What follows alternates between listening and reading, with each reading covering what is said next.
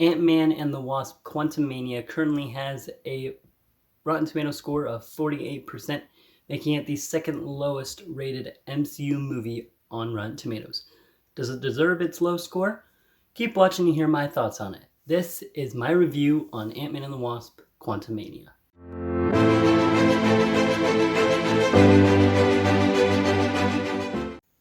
Hello everyone, my name is Jesse and welcome to Film Talks, the channel where I love to talk about all things movies and TV. The third Ant-Man film, Ant-Man and the Wasp Quantumania, just hit theaters. I've seen the movie twice now, so I think it's finally time for me to give you my review on this film. This will be a spoiler review, so if you haven't seen the movie yet and you don't want to be spoiled, go watch the movie and come back to this video. You can watch the video anyway if you want, I don't care. But I'm just giving you your warning now. There will be spoilers. With that said, let's get started. So the first thing I'll say about this movie is that we start off the movie very quick. We get straight to the point, and the movie is very short. The movie is only about 2 hours long. I think it's just over 2 hours, and I actually liked that about it. It's not, it doesn't ramble on, it doesn't drag on, it's not too long for its own good. With the previous MCU movie, Black Panther: Wakanda Forever, that was almost 3 hours long. I think that one, there was a lot of stuff in there that maybe you didn't necessarily need to cut anything out, but I think there was definitely parts of it that you could have shortened, and I think they could have made the movie 10 or 15 minutes shorter, at least. This movie, I like that it was shorter, and I like that it didn't go too long, and the pacing was fine. And that's the first thing that I'll say, is it's short, it gets straight to the point. We don't spend, similarly to the trailers, we don't spend a lot of time in the real world. We spend about 10, maybe 15 minutes in the actual world, kind of seeing where everyone is at this point in their lives after Avengers Infinity War and after Avengers Endgame. We spend about 10 or 15 minutes in the real world at the beginning, kind of setting up the plot of this film, and then we spend about 5 more minutes at the end of the film, catching up after everything that just happened, and kind of ending on a happy note, sort of. So we really don't spend too long of this movie in the real world. We only spend about 20 minutes of this film in San Francisco, and then the entire rest of the movie, our characters are stuck in a quantum realm, facing off against Kang and MODOK, and I'll get to those characters more in a bit. So that is one thing that I liked about this film, is that it starts out very quick, it gets to the point, and it's not too long of a movie. It's just a fast 2 hours, just a fun sit down, and like, I would say this movie is kind of the most vital to what's to come in the future. Like, the other two films you can kind of maybe skip. They're just like fun sit down and laugh sort of movies with the same basic MCU template. This movie, I would say, is the most vital to setting up what's to come in the future, and it is the most important to watch before everything else that's coming. So I like that about it, and I like that this movie isn't too long. Yeah. So the second thing about this movie that I'll say is I want to talk about the characters for a couple minutes. Hank and Janet, I think Janet especially gets a lot more screen time in this movie, and she's a pretty important character throughout this whole thing. Scott and Cassie, I think you can see that their relationship starts off very rocky at the beginning, because Scott really hasn't been there for a lot of her life, and he got dusted away for 5 years. So they have a hard time communicating at the beginning of the film, and they have a very rocky start to their relationship at the beginning of this film. And you can see how that grows and gets better throughout the film. I think Hope definitely gets very sidelined in this film, which is weird considering the movie is called Ant-Man and the Wasp, which, since the last film was called Ant-Man and the Wasp, I can get why they continued that. but Hope definitely gets very sidelined in this movie, and she doesn't get quite as much screen time. Definitely her most important use is when she comes in at the very end to help Scott fight against Kang. I'll get more on that in a little while. But I think all the characters are very good in this film. I think Cassie has some good character development in this film. Scott and Cassie have a great relationship as the movie goes on. And like I said, Janet definitely gets a lot more to do in this film, which I enjoyed. Of course, I can't talk about this film without talking about the quantum realm itself, because it is the main setting of the film. I loved the world building of the quantum realm that they did in this film. I think ever since that it got pretty much introduced in the first Ant-Man film, I've been excited to see more. And in this film, we see parts of the quantum realm that we haven't even touched before, we've never seen before. And so it's just a whole other world that we get to see in this film. And I've seen a lot of people kind of sort of comparing this to Star Wars or Flash Gordon of the MCU. And I get that. I see that. You see these vibrant colors and weird and wacky creatures all over the place, and they have their own like language, and there's creatures with multiple arms and multiple tentacles. There's a guy that can read minds. So I do understand that comparison a little bit. It's meant to be sort of like a totally weird, otherworldly place, and you definitely see that in that film. I enjoyed that. I enjoyed seeing this other world that has been hinted at in the other two Ant-Man films, and we see it close up in front in this film. It is just, yeah, that film that is just put up in front in this film, so I liked it. And that's one of the reasons that I was very excited for this film. I was excited to see this other world that we haven't really seen a lot yet. A lot of you are probably wondering about Bill Murray's character in this movie, what kind of role he plays. We see him for a few seconds in the trailers, and so it sort of gets you thinking on what kind of role he could play in this film. And he's not... if you're going into this film expecting Bill Murray to kind of play a larger role, that's not what this is. He's really only in the film for about 5 minutes or so. He's not... I'm not saying he's not an important character. His character does give us some important information, but he does not play a big role in this movie. He's in it for about 5 or so minutes, and then you never see him again. So only in it for one scene, but it's fun to see his character for a few minutes. It's fun to see him kind of cameo. So nothing too important, but it's fun to see him, and his character does give our other main characters in this film. So next I want to talk about my favorite part of the film, one of my favorite parts of the film, maybe my favorite part of the film. And kind of about 45 minutes into the movie, right before we actually meet Kang, we get kind of this backstory of Janet telling Hope and Hank kind of about Janet and Kang's history to get Janet and Kang. Yeah.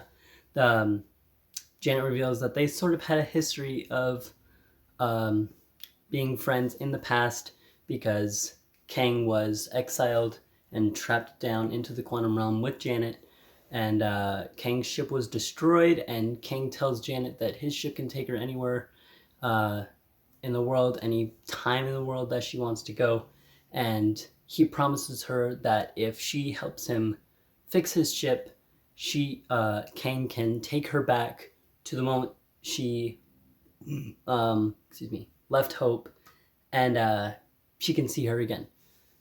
So Janet helps Kang fix his ship, and then we learn that Kang's ship is neurokinetic, is what it's called. So it's basically connected to his mind. So all of his thoughts and memories, when you touch the ship, you can see them.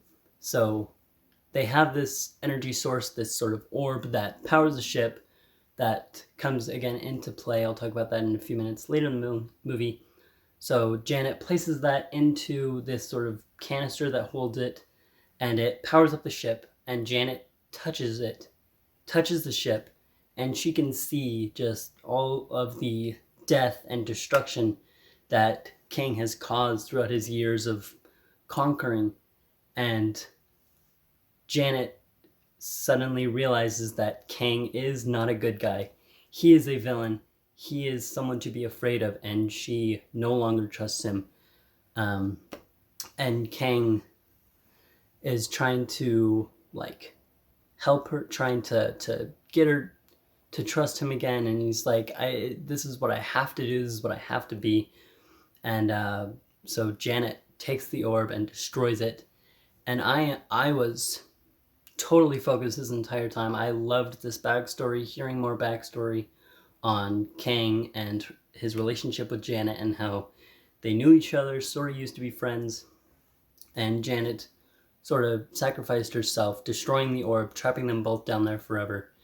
And Janet knew that she might never see Cassie again, but she knew that it was a better choice to trap them both down there forever than to let Kang go and let him continue to conquer. Unfortunately, destroying the ship wasn't enough. Kang had gotten his suit back and all of his weapons, so instead of conquering other worlds, he just decided to conquer the quantum realm and built this empire and built an army in the quantum realm, and everyone in the quantum realm sort of thought of him as sort of a god, or he made them think of him as sort of a god. And that's one thing that they did really well in this film, is kind of setting him up. They never really mention him by name. Before this backstory, they refer to him as he or him, especially Bill Murray's character. I'll talk about that in a second. They really never refer to him by name for the first 45 minutes, hour of the film. And so they do a really good job of setting that up. So this kind of backstory scene of Janet telling the story, I really liked it. And it's one of my favorite parts of the film.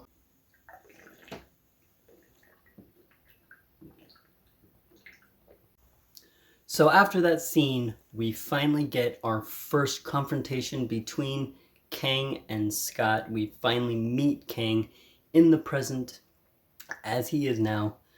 And Kang is probably one of my favorite MCU villains. He might be in my top 10 MCU villains. He is incredible in this movie. Jonathan Majors steals the show with his performance, and he absolutely conquers the screen, pun intended.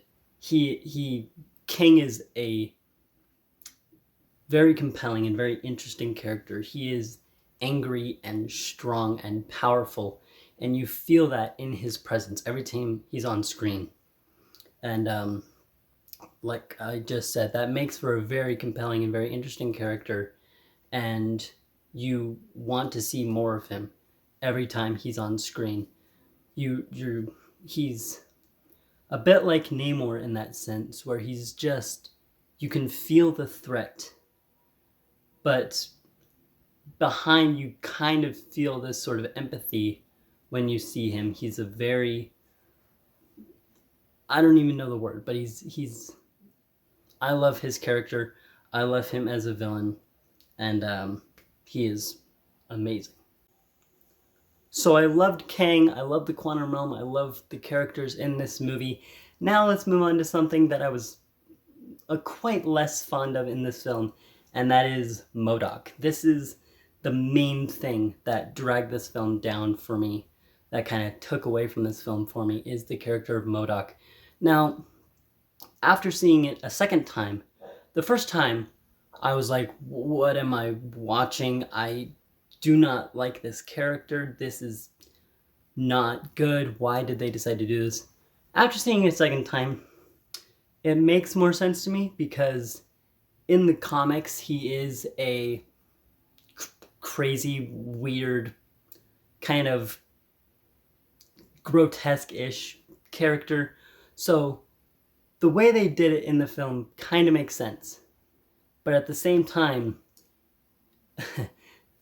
in the comics it might have made more sense, but when you translate it to live action, it does not work well. As soon as you take off in the armor, I thought the armor was fine. The deep, menacing voice was kind of cheesy.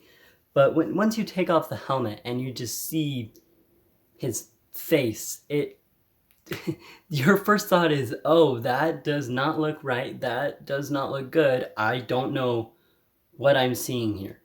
And if you've seen Shark Boy and Lava Girl, you remember this guy. That's what it looks like every time he opens up his face. It's just squished and doesn't look correct. It looks like someone tried to insert a photo into the frame of the helmet, but then they had to expand it. And you know, when you expand a photo, it kind of stretches. That's what it looks like. It looks squished and stretched at the same time. It doesn't look good. So, and they have some fun jokes about it here and there, with Scott making fun of the like baby legs and the fact that it's a big face. So there's some comedy to be had with it. But I really don't think it worked at all in this film, and I really didn't enjoy the character that much. So that's really one of the only things that just didn't work for me in this movie, and definitely dragged it down a bit for me. One thing I think this movie definitely does very well is showing the exact lengths that Scott will go to protect Cassie, to protect his daughter. And that's why he agrees to kind of work with Kang and steal back the orb, the energy source that he needs when they first meet. Is Kang threatens to hurt Cassie, threatens to kill Cassie. So, of course, Scott wants to do anything he can to save his daughter. So he agrees. And then even after Scott does kind of deliver and he gets the energy source with the help of Hope, he does the classic, villain cliche of, nope, I'm going to turn back on the deal. I think I'm going to keep your daughter, but I'll take the energy source since you have it. And leaves them where they are to die. And so I think, and then later in the film, Scott becomes Giant Man and is smashing the kind of civilization that Kang has built. And he has his final battle with Kang, trying to stop him. And so that is one thing that I think this film did very well throughout the movie, is showing what Scott will do to protect Cassie. So now let's talk about the final battle of the film for a few minutes. We have MODOK chasing down Cassie because Kang told him to kill her, and Cassie at the same time is trying to find Scott, and Scott is trying to find Kang to stop him from getting out of the quantum realm, and Scott and Kang have their final showdown, a 1v1 for the final battle. And Kang is threatening all the same.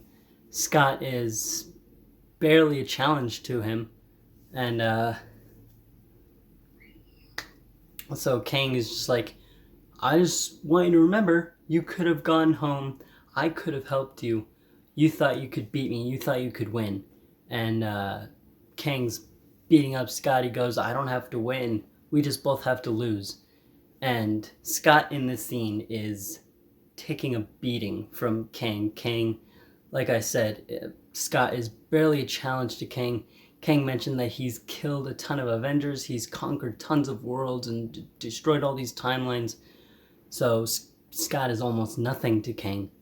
And as Scott is just taking punch after punch, you almost think, like, what's gonna happen? Could this be the end for Scott? Obviously, it's not.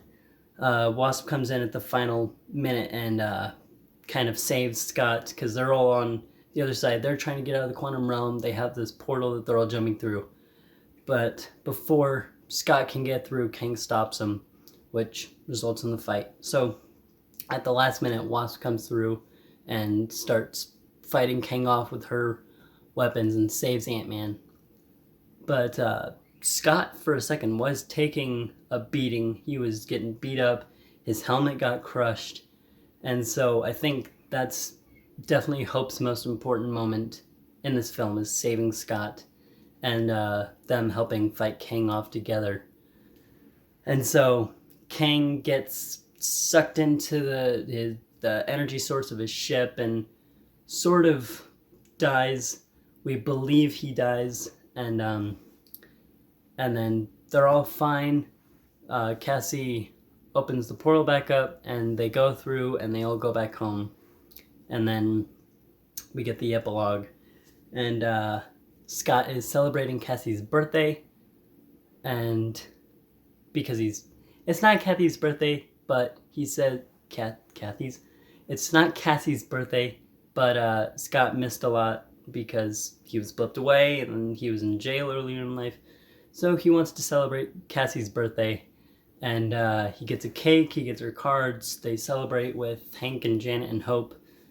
But Scott, in his mind, is like, we stopped Kang, right? We did the right thing.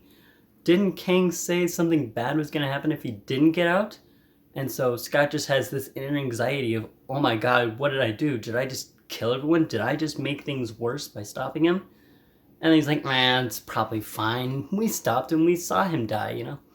And then that's basically the end of the film, of Scott just sort of having a momentary panic. And he's like, man, I'm sure everything's fine. Everything will work out just good. And then that's basically the end of the film. Kang is stopped, but Kang is supposedly dead, and all of our characters are safe at home. So, yeah. One thing I will say, my last thoughts here before I wrap this video up, I do not think that Jonathan Majors' Kang is dead. We did see him die. We saw his death. But I do not think that he is gone for good. I do think that he will return as Kang, and honestly, I'm all for it. I loved his performance in this movie, and I would honestly be a little upset if they did not bring him back for a later MCU project in Phase 5. I loved him as Kang in this film. I want him to continue being Kang later in the future, and so that is the final thing that I will say. I do not think he's dead. I think he is just somewhere else that he will have to get out of, and I do think that he will come back in the future of the MCU. Those are my thoughts on Ant-Man and the Wasp Quantumania. What did you guys think of it? Let me know down in the comments below. What is your favorite Ant-Man movie? Did you like Kang as a villain? And where would you put this movie on your MCU ranking? I personally loved Kang as a villain. It's been a while since I've watched a lot of Marvel movies, but I think I would put this somewhere near the middle, maybe close to top 10. And I think this might be my favorite Ant-Man movie. I have an Ant-Man movies ranking and an MCU trilogy ranking coming out soon, so definitely be on the lookout for those videos. In the meantime, like this video, subscribe to my channel so you never miss another one of my videos, share this video with your friends and family, and I will see you guys in my next video. Goodbye.